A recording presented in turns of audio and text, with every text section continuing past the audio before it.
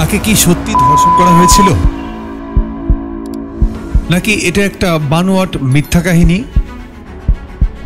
জানুকি নামের এক তরুণীর সঙ্গে নির্মম ধর্ষণের ঘটনা ঘটে। প্রমাণের অভাবে আদালত তাকেই শাস্তিস্বরূপ জরিমানা করে। এরকম রায়ের পর গর্ভবতী জানুকির জীবন কোন দিকে মোড় নেয়? যদি ধর্ষণের ঘটনা সত্যিই ঘটে থাকে, তাহলে কোনো প্রমাণ না রেখে এমন নৃশংস কাণ্ডের পেছনের মূল চক্রান্তকারী আসলে কে? পুরো রহস্য জানতে হলে মুভিটি দেখতে হবে একদম মনোযোগ দিয়ে। এই মুভিতে যা কিছু ঘটে তা দেখলে আপনার মাথা একেবারে নষ্ট হয়ে যাবে। আজকে আমি যে মুভিটা এক্সপ্লেন করতে যাচ্ছি, মুভিটা 2025 সালে মুক্তিপ্রাপ্ত সত্য ঘটনা অবলম্বনে তৈরি Malayalam suspense drama movie Janaki versus state of Kerala. তো হাই, আমি Mikail Islam, cinema with Mikail YouTube চ্যানেলের নতুন আরও একটি ভিডিওতে আপনাকে স্বাগতম। আর আপনার ভালোবাসার প্রিয় এই চ্যানেলটাকে যদি সাবস্ক্রাইব না করে থাকেন, তাহলে একটা সাবস্ক্রাইব করে বেল আইকনটি ক্লিক করে দিন।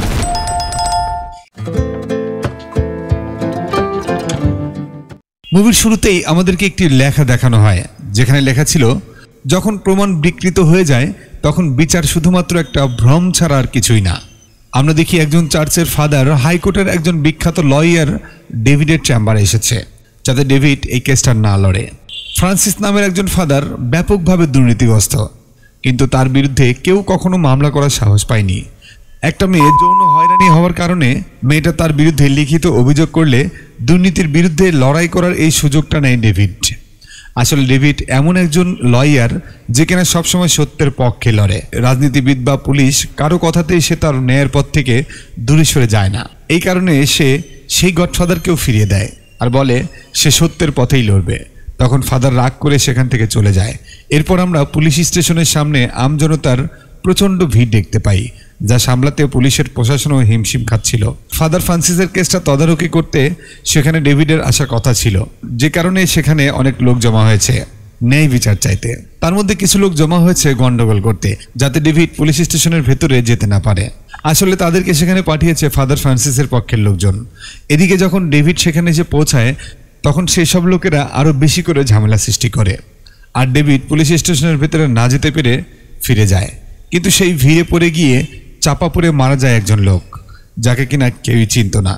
যেহেতু ভিড়টা ছিল পুলিশ স্টেশনের সামনে আর ডেভিডের আগমনের উপলক্ষে, তাই মিডিয়া আর জনগণ দুজনই তাকে দোষারোপ করতে থাকে। এই ঘটনার প্রেক্ষিতে বিরোধী দলের নেতারা বর্তমান সরকারকে দায়ী করে এবং বলে হোম মিনিস্টার ঠিকমতো পুলিশ প্রশাসনকে নিয়ন্ত্রণ করতে পারেনি বলেই এমন ঘটনা ঘটেছে। আসলে ভিড়ের মধ্যে লোকটা মারা গিয়েছিল একজন কনস্টেবলের পায়ের সাথে ধাক্কা লেগে। আর আমরা দেখতে পাই সেই কনস্টেবলকে একজন পুলিশ অফিসার ডেকে এনে গালাগালি করছে, তাকে সাসপেন্ড করে দেওয়া হয়। সেখানে আরেকজন পুলিশ এসে সেই পুলিশ অফিসারকে বলে, স্যার, একটা মেয়ে এসেছে স্টেশনে, কিন্তু এসআই স্টেশনে নেই, আপনার কাছে কি মেয়েটাকে পাঠিয়ে দেব? তার সাথে একটা ছেলেও আছে। তখন পুলিশ মেয়েটাকে ভেতরে পাঠাতে বলে, আর সেই মেয়েটা এবং ছেলেটা ভেতরে আসে। আর এই মেয়েটাই আমাদের গল্পের মূল চরিত্র, জানকি। জানকি যখন ভেতরে আসে, তখন ভিড়ের মধ্যে যেই লোকটার মৃত্যু হয়েছে সেই নিউজটা চলছিল, আর সেটা দেখে জানকি বেহুশ হয়ে যায়। তাকে পুলিশটা সেই হাসপাতালেই নিয়ে যায় যেখানে মৃত লোকটাও রয়েছে। এদিকে জানকিকে যেই মহিলা ডাক্তার এক্সামিন করে, সে ডাক্তার এসে দায়িত্বরত পুলিশকে বলে জানকি সেক্সুয়াল অ্যাবিউজ হয়েছে, আর যে লোকটার মৃত্যু হয়েছে সে মূলত জানকির বাবা। পুলিশ অফিসারটা তখন টেনশনে পড়ে যায়। তখন পুলিশ জানকির সাথে থাকা ছেলেটাকে জিজ্ঞাসা করলে ছেলেটা বলে যে জানকির সাথে তার রেলওয়ে স্টেশনে দেখা হয়েছে। জানকি তার ফোন থেকে তার বাবাকে কল করেছিল, না পেয়ে তারা দুজন পুলিশ স্টেশনে এসেছিল জানকির বাবাকে খুঁজতে। এই ঘটনার প্রমাণস্বরূপ তখন স্টেশনের সিসিটিভি ফুটেজও পুলিশকে দেখানো হয়। পুলিশ সেই ডাক্তারের কাছে যায়, ডাক্তারকে বলে যে জানকি বলেছে তার সাথে সেক্সুয়াল অ্যাবিউজ অর্থাৎ রেপ করা হয়েছে তাকে। তার শরীরে সেসব সিমটমও রয়েছে, আরও টেস্ট করা হচ্ছে, যেগুলো রিপোর্ট আসলে বাকিটা বলা যাবে। তখন সেই পুলিশটা ডাক্তারকে বলে যে কথাগুলো গোপন থাকতে হবে, যাতে বাইরে লিক না হয়। তখন আমরা দেখি ডেভিডের ফ্ল্যাটে তার সাথে একজন পুলিশ অফিসার দেখা করতে এসেছে। পুলিশটা ডেভিডকে বলে হতে পারে ফ্রান্সিসের কেসটাকে ধামাচাপা দেওয়ার জন্য জানকির এই কেসটা সাজানো হয়েছে। তখন ডেভিড বলে সে ফ্রান্সিসের এই কেসটা লড়ে দেখাবে, সেখানে যত বাধায় আসুক না কেন। এরপরে তাকে এমএলএ ডেকে নেয় কেসটা যাতে সে ক্লোজ করে দেয়, কিন্তু ডেভিড তাকেও ভয় পায় না, বরং তার নিজের পথে অবিচল থাকে। সেখান থেকে সে চলে যায়। এদিকে জানকির সাথে দেখা করতে আসে তার দুই বন্ধু। জানকি ব্যাঙ্গালোরে জব করত, আর তারা দুজনই জানকির কলিগ, আর পাশাপাশি রুমমেটও ছিল। পুলিশকে তারা জানকির লাইফ সম্পর্কে অনেক কিছু জানায়। বলে যে গত শুক্রবার তারা জানকির সাথেই গ্রামে গিয়েছিল মেলা দেখতে। তারা শনিবার চলে আসে, কিন্তু জানকি বলে সে আরেকদিন থাকবে। জানকি না আসায় তার নম্বরে কল করে না পেয়ে তার বাবাকে কল করে তারা। তার বাবা বলে জানকির ফোন নষ্ট হয়ে গেছে। তারা এই পর্যন্তই জানে। তখন পুলিশ জিজ্ঞাসা করে সেই শুক্রবার বা শনিবার আর কোনো কিছু ঘটেছিল কিনা। তখন তারা জানায় যে শনিবারে ফেরার সময় বাসে ওঠার আগে তারা একটা বেকারিতে গিয়েছিল কিছু খেতে। তখন বেকারের দুজন কর্মচারী ও সেখানে আসা একজন কাস্টমার তাদেরকে উল্টাপাল্টা কথা বলে হ্যারেস করছিল। এরপর আমরা দেখি যে পুলিশ জানকি ও তার বাবার লাশ নিয়ে তাদের গ্রামে যাচ্ছে, আর সেখানে তার বাবার সৎকার করা হয়। এদিকে জানকির বাবার সৎকার শেষে তার বান্ধবীরা ব্যাঙ্গালোরে ফিরে যায়। জানকি একদম একা হয়ে পড়ে। সে সব সময় মন খারাপ করে থাকতে শুরু করে। একদিন পুলিশ আসে ইনভেস্টিগেশনে, আর জানকিকে বলে যে তারা জানকির মেডিকেল রিপোর্ট অনুযায়ী কেস ফাইল করেছে। জানকির কাছে সত্যি ঘটনাটা জানতে চায়। জানকি তখন বলে সেদিন সেই বেকারি থেকে বের হয়ে সে তার বান্ধবীদেরকে বাসে তুলে দেয়। হঠাৎ তার খেয়াল হয় তার ফোনটা সে বেকারিতে ফেলে এসেছে। তখন আনুমানিক রাত 10:30। সে ফোনের জন্য আবারও বেকারিতে ফেরত গেলে দেখে বেকারি খোলা, কিন্তু ভেতরে কোনো মানুষ নেই। সে কিছুক্ষণ ডাকাডাকি করে কাউকে না পেয়ে ভেতরে ঢুকে ফোনটা খুঁজতে থাকে, আর হঠাৎ পেছন থেকে কেউ এসে তার মুখে স্প্রে করলে সে জ্ঞান হারায়। এরপর তার সাথে কি হয়েছে তার মনে নেই। যখন জ্ঞান ফিরে তখন সে রাস্তার ধারে পড়েছিল। মহিলা পুলিশ জানকিকে জিজ্ঞাসা করে জানার চেষ্টা করে আসলে কি ঘটেছে, কে করেছে এই কাজ, কিন্তু জানকি কিছুই বলতে পারে না, কারণ সে আসলে এই ধর্ষককে দেখতে পায়নি। তখন পুলিশ তাকে জিজ্ঞাসা করে যে কাপড় পরা অবস্থায় সে রেপ হয়েছিল সেই কাপড় কেন পুড়িয়ে ফেলেছে। তখন জানকি উত্তর দেয় তার বাবা চায়নি ঘটনাটি জানাজানি হোক, তাই সে জামা কাপড় পুড়িয়ে ফেলেছে। জানকি মামলা করতে চাইলেও সে করতে দেয়নি, জানকির লাইফ নষ্ট হয়ে যাবে ভেবে। এরপর তাকে নিয়ে এলাকা ছাড়তে ট্রেনে করে ত্রিভান্দাম রেলওয়ে স্টেশনে তারা থামে। জানকি ওয়াশরুমে ফ্রেশ হওয়ার জন্য গেলে বের হয়ে ভুল করে অন্য একটা প্ল্যাটফর্মে চলে আসে। তার বাবা ভাবে সে এফআইআর করতে পুলিশ স্টেশনে চলে গেছে, তাই সে নিজেও পুলিশ স্টেশনে যাচ্ছিল। আর এই সময় তার সাথে দুর্ঘটনা ঘটে আর সে মারা যায়। পরে জানকি তার বাবাকে খুঁজতে পুলিশ স্টেশনে গেলে নিউজটা দেখে সে জ্ঞান হারায়। পুলিশ ইনভেস্টিগেশন করে সিসিটিভি ফুটেজ দেখে জানতে পারে সেদিন জানকি ও তার বান্ধবীদের যেসব ছেলেরা বেকারিতে হ্যারেস করেছিল তাদের মধ্যে একটা ছেলে একজন বিখ্যাত লোকের আত্মীয়। পুলিশ সেই বেকারিতে গিয়ে জিজ্ঞাসাবাদ করে এবং খোঁজাখুঁজি করে সেখানে একটা ক্লোরোফর্ম পায়। তখন তারা বুঝতে পারে যে বেকারির সেই লোকেরা এই ক্লোরোফর্মের মাধ্যমেই জানকিকে অজ্ঞান করেছিল। যদিও পুলিশ ক্লোরোফর্মের বিষয়ে জানতে চাইলে দোকান কর্মচারী টনি বলে যে কোনো কাস্টমার হয়তো এটা ফেলে রেখে গেছে, আমরা কাস্টমারদের ফেলে রেখে যাওয়া জিনিস রেখে দেই যাতে পরে ফেরত দেওয়া যায়। পুলিশ টনি ও আরও একজন সন্দেহভাজন কর্মীকে গ্রেপ্তার করে আর থানায় নিয়ে এসে জিজ্ঞাসাবাদ শুরু করে, কিন্তু তারা কিছুই স্বীকার করে না। এক পর্যায়ে তাদেরকে মারধর পর্যন্ত করা হয়। অন্য একজন কর্মচারী তখন স্বীকার করে যে এই দুজনকে সে জানকি ও তার বান্ধবীদের সঙ্গে আজে বাজে কথা বলতে শুনেছিল। তখন টনি ও অন্য একজন কর্মচারী হয়ে যায় এই কেসের প্রাইম সাসপেক্ট, আর তাদের বিরুদ্ধে জানকিকে রেপ করার কারণে মামলা দায়ের করা হয়। অন্যদিকে রেলওয়ে স্টেশনে যে ছেলেটা জানকিকে হেল্প করেছিল তার নাম নবীন। সে আসলে জানকিকে সোশ্যাল মিডিয়ায় আগেই দেখেছে ও পছন্দ করত। সে এই কেসের সাথে জড়িয়ে গেলে তার বড় বোন তাকে এ বিষয়ে জিজ্ঞাসা করে জানতে পারে যে সে জানকিকে পছন্দ করে। তার বড় বোন সায়রা তখন জানকিকে বুঝিয়ে পুলিশ শেল্টার থেকে নিয়ে তাদের নিজের কাছে নিয়ে আসে। জানকি নবীন ও সায়রার সাথেই থাকতে শুরু করে এবং জানকির পক্ষে লড়ার জন্য একজন অ্যাডভোকেটকে হায়ার করা হয়। কেস কোর্টে উঠলে সেখানে এসে তার সাথে দেখা করতে চায় সেই কনস্টেবলটা, যার ধাক্কায় পড়ে গিয়ে জানকির বাবা মারা গেছে, কিন্তু জানকি তার সঙ্গে দেখা করতে রাজি হয় না। মামলা শুরু হলে দেখা যায় ডিফেন্স হিসেবে লড়ছে সেই বিখ্যাত লয়ার ডেভিড। সবার মনেই প্রশ্ন জাগে যে ডেভিড কেন এই কেস লড়ছে। আসলে ডেভিডের ধারণা জানকিকে টোপ হিসেবে ব্যবহার করে এই কেসটা সাজানো হয়েছে ফাদার ফ্রান্সিসের কেসটা ও তার মিডিয়া ট্রায়াল সরিয়ে নিতে, আর টনিকে নির্দোষ ভেবে তার কেসটা সে নিয়েছে আর জানকির লয়ারকে ডিফেন্স করতে এসেছে। ডেভিড প্রথমেই জানকিকে জিজ্ঞাসাবাদ করে যে ব্যাঙ্গালোরে তার দুই বান্ধবী বাদেও তার কোনো বয়ফ্রেন্ড অর্থাৎ প্রেমিক আছে কিনা। তখন জানকি মানা করলে নেক্সট উইটনেস হিসেবে উইটনেস বক্সে আনা হয় জানকিকে এক্সামিন করা সেই ডক্টর এলিজাবেথকে। সে বলে যে জানকিকে সেক্সুয়ালি অ্যাবিউজ করা হয়েছে এবং ল্যাব রিপোর্ট আছে, তার মানে তাকে রেপ করা হয়েছে, এটা সত্যি। তখন ডিফেন্স লয়ার অর্থাৎ ডেভিড তাকে ক্রস এক্সামিন করতে আসে, জিজ্ঞাসা করে জানকির ডিএনএ এক্সামিন করা হয়নি কেন, যাতে প্রমাণ হয় যে কতজন এই কাজে জড়িত ছিল। তখন ডাক্তার উত্তর দেয় যে ঘটনার 3-4 দিন অতিক্রম হয়ে গেছে, তখন এই টেস্টটা আর করা যায় না, কারণ ডিএনএ ততদিনে ওয়াশ হয়ে বডি থেকে বেরিয়ে গেছে।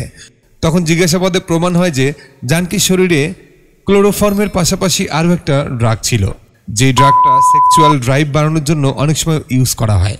ডেভিড ডাক্তারকে জিজ্ঞাসাবাদের মাধ্যমে প্রমাণ করে যে জানকির সাথে একজন নয় বরং অনেকজন এবং অনেকবার কাজটি করতে পারে। আর জানকির শরীরে যেসব দাগ ছিল সেসব ওই দিনের নয়, বরং অন্য দিনের হতে পারে, সেটাও প্রমাণ করে দেয়। তখন ডেভিড জানকির কেসের ইনভেস্টিগেশনে নিয়োজিত থাকা পুলিশকে জিজ্ঞাসাবাদ করে যে কোন প্রমাণের ভিত্তিতে তার ক্লায়েন্ট টনিকে গ্রেপ্তার করা হয়েছে। তখন পুলিশ উত্তর দেয় দোকান থেকে ক্লোরোফর্মের বোতল পাওয়া গেছে, যা জানকিকে বেহুশ করতে ব্যবহার করা হয়েছিল। তখন ডেভিড তার কথাকে অযৌক্তিক করে এইটা বলে যে টনি কিভাবে জানতো যে জানকি দোকানে ফিরে আসবে, আর একটা বেকারিতে তো কখনোই ক্লোরোফর্ম থাকে না, তাই সে এত অল্প সময়ের মধ্যে ক্লোরোফর্ম কোত্থেকে জোগাড় করবে, কিভাবে জোগাড় করবে। তারপর সে পুলিশকে দোষারোপ করে ঠিকমতো তদন্ত না করার জন্য এবং কোনো প্রমাণ ছাড়াই টনিকে গ্রেপ্তার করার জন্য। তখন টনি ও আরেকজন আসামিকে কাঠগড়ায় আনা হয় ও জিজ্ঞাসাবাদ করা হয় সেদিন তারা দোকান কখন বন্ধ করেছিল। তারা উত্তর দেয় 9:30 দিকে, অথচ জানকি বলেছিল সে ফোন নিতে দোকানে এসেছিল 10:30 দিকে, যা টনির কথার বিপরীত। সেদিনকার মতো কোর্ট বিরতি দেওয়া হয় এবং পরবর্তী শুনানির তারিখ দেওয়া হয়। কোর্ট থেকে বের হওয়ার পর রিপোর্টাররা ডেভিডকে জিজ্ঞাসা করে কেন সে এই রেপ কেসের মতো কেস লড়ছে। তখন ডেভিড এই প্রশ্নের কোনো উত্তর না দিয়ে বলে, আমার কাজ আমি করছি, আপনাদের কাজ আপনারা করুন, আমাকে বিরক্ত করবেন না। এটা বলে সে সেখান থেকে চলে যায়। এদিকে ফিরোজ নামে সেই সাসপেন্ডেড কনস্টেবল বাসায় ফিরে আসে। তার মা তার কাছে জানতে চায় কি হয়েছে। তখন সে মন খারাপ করে উত্তর দেয় যে সে এই ঘটনায় খুবই হতাশ, সে নিজেকে এই বিষয়ে দোষী মনে করছে। ফিরোজ ক্ষমা চাওয়ারও সুযোগ পাচ্ছিল না। এরপর আমরা দেখি ডেভিডকে স্যামুয়েল নামের একজন অফিসার কল করেছে। সে বলে ডেভিডের অ্যাসিস্ট্যান্ট গ্রুপের কাছে সে একটা ফাইল দিয়েছে যেটা এই কেসে কাজে আসতে পারে। এরপর কোর্টে দ্বিতীয় দিনের শুনানি শুরু হয়। ডেভিড জানকিকে জিজ্ঞেস করে ভ্যানকট কে এবং তার সাথে তার সম্পর্ক কি। জানকি উত্তর দেয় যে ভ্যানকট তাদের টিম লিডার ও কলেজে তার সিনিয়র ছিল, তার সাথে জানকির কোনো ব্যক্তিগত সম্পর্ক নেই। কিন্তু ডেভিড তাদের অফিসের পার্টির কিছু ছবি কোর্টে পেশ করে, যেটা দেখে মনে হয় জানকি আর ডেভিডের ব্যক্তিগত সম্পর্ক রয়েছে, কিন্তু জানকি সেটা স্বীকার করে না। কোর্টের সামনে জানকির চরিত্র তুলে ধরতে ডেভিড তাকে সরাসরি প্রশ্ন করে সে অ্যাডাল্ট ফিল্ম দেখে কিনা। তখন জানকি স্বীকার করলে ডেভিড তার চরিত্রের খারাপ দিকটা কোর্টে উপস্থাপন করে। ডেভিড তার ব্রাউজ হিস্টোরিও কোর্টে পেশ করে, যেখানে প্রেগন্যান্সি পিলের ব্যাপারেও অনুসন্ধান করা হয়েছিল। সে কোর্টে এটাও প্রমাণ করে যে জানকি গাইনোকোলজিস্টের কাছেও গিয়েছিল এবং সিসিটিভি ফুটেজের মাধ্যমে প্রমাণ করে যে সেদিন রাতে 10:30টার দিকে জানকি বেকারিতে গিয়ে রেপ হয়নি। সেদিন রাত 8:30টার দিকেই দোকান বন্ধ হয়েছে, খুলেছে পরদিন সকালে। জানকির পক্ষের সমস্ত প্রমাণ তার বিরুদ্ধে চলে যায় এবং সে মিথ্যা প্রমাণিত হয়। ডেভিড তখন কোর্টে বলে জানকি নিজেই অবৈধ সম্পর্কের মাধ্যমে গর্ভবতী হয়েছে আর এই ব্যাপারটা ধামাচাপা দেওয়ার জন্য রেপের নাটক সাজিয়েছে। তখন জানকির বিরুদ্ধেই দোষ আসে, যদিও সে বারবার বলছিল যে সে মিথ্যা বলছে না, কিন্তু সঠিক প্রমাণের অভাবে তার বিরুদ্ধে রায় হয় এবং কোর্টের সময় নষ্ট করার জন্য এই মামলাটা এখানেই শেষ হয়ে যায়। কি ভাবছেন কেন এমন রায় হলো?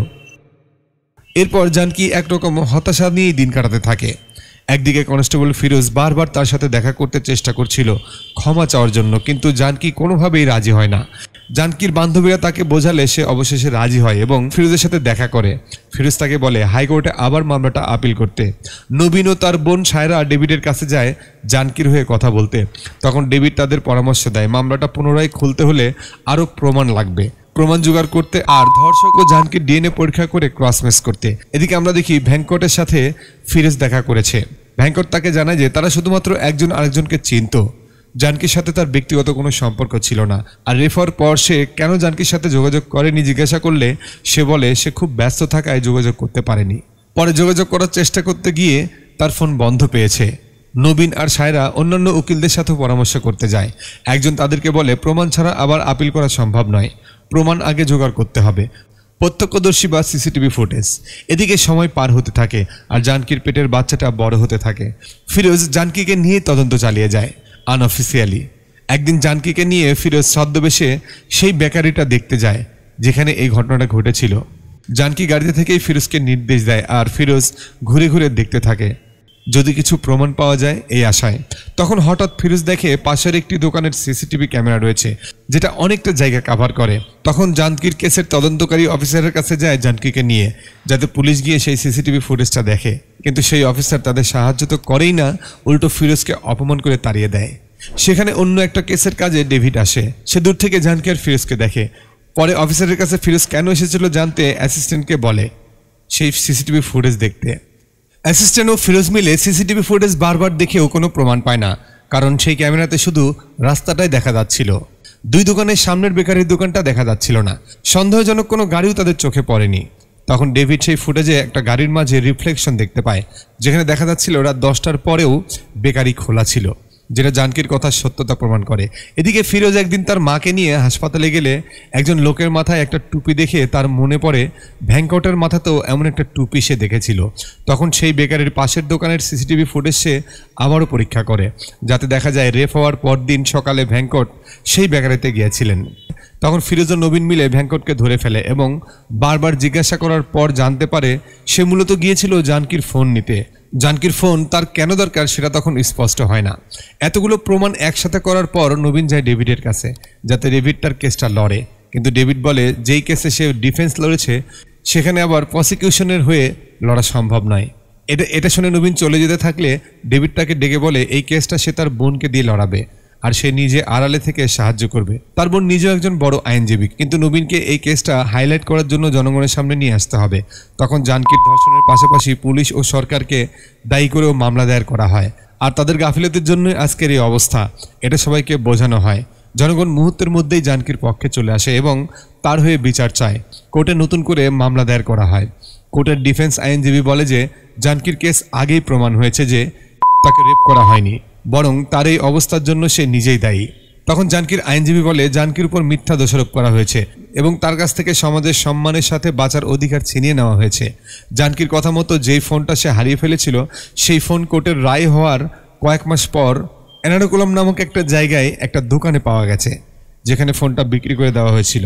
এরপর নতুন সিসিটিভি ফুটেজ কোর্টে পেশ করা হয়, যেখানে স্পষ্ট প্রমাণ হয় জানকি সত্যি কথা বলেছিল, আর সেদিন রাত 10টার পরেও বেকারি খোলা ছিল। কিন্তু টনি আর অন্য আসামি তখনও স্বীকার করে না যে তারা 10টার পরেও দোকান খোলা রেখেছিল, যা কেসটাকে ঘোলাটে করে তোলে। এরপর কোর্ট ব্যক্তিগতভাবে ভেঙ্কটকে জিজ্ঞাসাবাদ করে। জানা যায় যে ভেঙ্কট জানকি ও অফিসের অন্যান্য মেয়েদের ফোনে স্পাই অ্যাপ ইনস্টল করে রেখেছিল, যার মাধ্যমে সে দূর থেকে ফোনের ক্যামেরা অন করে মেয়েদের ব্যক্তিগত মুহূর্তগুলো দেখতে ও ট্র্যাক করতে পারত। যেখানে জানকি রেপ হয়েছিল সেখানকার ঘটনা খানিকটা সে দেখতে পায়, আর জানকির ফোন পুলিশের হাতে পড়লে স্পাই অ্যাপের ব্যাপারটা ফাঁস হয়ে যাবে। সেই ভয়ে সে পরদিন সকালে জানকির ফোনের জন্য বেকারিতে গিয়েছিল। জানকির ফোনের স্পাই ক্যামেরায় রেকর্ড থেকে জানকিকে রেপ করা সেই আসামির চেহারা কোর্টের সামনে আসে, আর দেখা যায় সে আর কেউ নয়, বরং বেকারির অন্য একজন কর্মচারী মনোহর, যে এই ঘটনার পর থেকেই নিখোঁজ। এরপর পুলিশ মনোহরের ফোন নাম্বার টেক করে জানতে পারে যে মনোহর পিলিমেরু নামক এক গ্রামে লুকিয়ে আছে, যেখানে চৈত্র পূর্ণিমা উপলক্ষে মঙ্গলা দেবীর পূজা চলছে, যে কারণে সেখানে অনেক মানুষের সমাগম। মনোহরকে খুঁজে বের করা কঠিন হবে। এরপর ফিরোজ, নবীন, ডেভিড এবং আরও বেশ কয়েকজন পুলিশ ছদ্মবেশে সেই গ্রামের পুজোয় যায় এবং ফিরোজ খুঁজতে খুঁজতে একটা ঘরে গিয়ে নক করলে সেখানে একজন তৃতীয় লিঙ্গের মহিলাকে সে দেখে, যে কিনা আসলে ছিল ছদ্মবেশী মনোহর। কিন্তু মনোহর বুঝে ফেলে যে ফিরোজ আসলে পুলিশ, তাই সে ধাক্কা মেরে দৌড়ে পালাতে থাকে। পালাতে গিয়ে নবীন সামনে পড়লে মনোহরকে ধরতে যায়, কিন্তু মনোহর তাকে ছুরি দিয়ে আঘাত করে আহত করে আবার পালাতে গিয়ে ডেভিডের সামনে পড়ে যায়। ডেভিড তাকে ধরে ফেলে। মনোহরকে কোর্টে পেশ করা হয়, আর জানা যায় যে সে আসলে আরও অনেক মামলার আসামি। সেদিন দোকান পরিষ্কার করতে এসে পেছনের দরজা দিয়ে ঢুকে জানকির ফোন দেখতে পায়। তখন সে বুঝতে পারে জানকি ফোন নিতে ফিরে আসবে। সে পরিকল্পনা করে দোকানের দরজা খোলা রেখে লুকিয়ে থাকে, আর জানকি এলে তাকে ক্লোরোফর্ম দিয়ে অজ্ঞান করে ফেলে। ড্রাগ ইনজেক্ট করে রেপ করার পর সে তাকে রাস্তায় ফেলে দিয়ে আসে। রহস্য তো এখানেই শেষ হয়, কিন্তু সমস্যা শুরু হয় অন্য জায়গায়। জানকি চায় না বাচ্চা হওয়ার পর বাচ্চাটাকে সে মানুষ করতে। এমনিতে সে এই কারণে অনেক হয়রানির শিকার হয়েছে। এরপর বাচ্চার ঝামেলা নিয়ে সে তার জীবন নষ্ট করতে চায় না। যেহেতু সে 7 মাসের গর্ভবতী, তাই আর কোনো উপায়ও নেই গর্ভপাত করানোর, যাকে না দেশের আইনেও অপরাধ হিসেবে গণ্য হবে। তখন ডিফেন্স আইনজীবী বলে জানকি তার সন্তানকে মানুষ করতে বাধ্য, কারণ এটাই ধর্ম ও ভারতের নিয়ম। একটা মেয়ে বাধ্য তার সন্তানকে মানুষ করতে। তখন ডেভিড কোর্টের আইনের কয়েকটা ধারা বলে, যেখানে স্পষ্ট বলা আছে কোনো মেয়ে যদি অপ্রত্যাশিতভাবে গর্ভবতী হয় তার অধিকার আছে বাচ্চাটাকে সে রাখবে কি রাখবে না সেই সিদ্ধান্ত নেওয়ার এবং গর্ভপাত করানোর। জানকির আইনজীবী আদালতে দাবি করে যে বাচ্চা হওয়ার পর তার দায়িত্ব যেন সরকার নেয়। ঘটনাটা নিয়ে তখন তুমুল মাতামাতি শুরু হয়। বিচারকেরা দীর্ঘ সময় আলোচনা করার পর সিদ্ধান্তে আসেন এবং রায় হয় জানকির বাচ্চা হওয়ার পর তার ভরণ পোষণের দায়িত্ব বর্তমান সরকারের এবং এই সরকারের পরের যে সরকার আসবে সেই সরকারেরও। ভেঙ্কটের বিরুদ্ধে হয়রানি ও সাইবার ক্রাইমের কেস ফাইল হয় এবং ফিরোজকে আবারও পুলিশ ফোর্সে পুনরায় যোগ দেওয়ার অনুমতি দেওয়া হয়। যেই তদন্তকারী অফিসার জানকির কেসটি দেখছিল তার বিরুদ্ধেও পদক্ষেপ নেওয়া হয় তদন্তে গাফিলতির জন্য। আর এখানেই মুভিটা শেষ হয়ে যায়। তবে মুভির শেষে আমাদের একটা মেসেজ দেওয়া হয়, আর সেটা হচ্ছে একটি মেয়ে নিজের সাথে, সমাজের সাথে, বাজে সিস্টেমের সাথে লড়ার এবং হার না মানার এক অসাধারণ গল্প জানকী ভার্সেস কেরালা স্টেট, যা সমাজের কলুষিত দিককে আমাদের সামনে নিয়ে আসে। এমন অনেক কেস আছে যেগুলো সঠিক বিচার হয় না শুধুমাত্র সঠিক তদন্তের অভাবে। ভিডিওটি কেমন লাগলো অবশ্যই কমেন্ট করে জানাবেন, আর ভালো লাগলে একটি লাইক দিতেই পারেন এবং আমাদের চ্যানেলে নতুন হলে সাবস্ক্রাইব করে সঙ্গেই থাকুন। দেখা হচ্ছে পরের ভিডিওতে। আর এই যে ইন্ডি স্ক্রিনে যে ভিডিওটা ভেসে উঠেছে, দারুণ একটা ভিডিও, দেখে নিতে পারেন।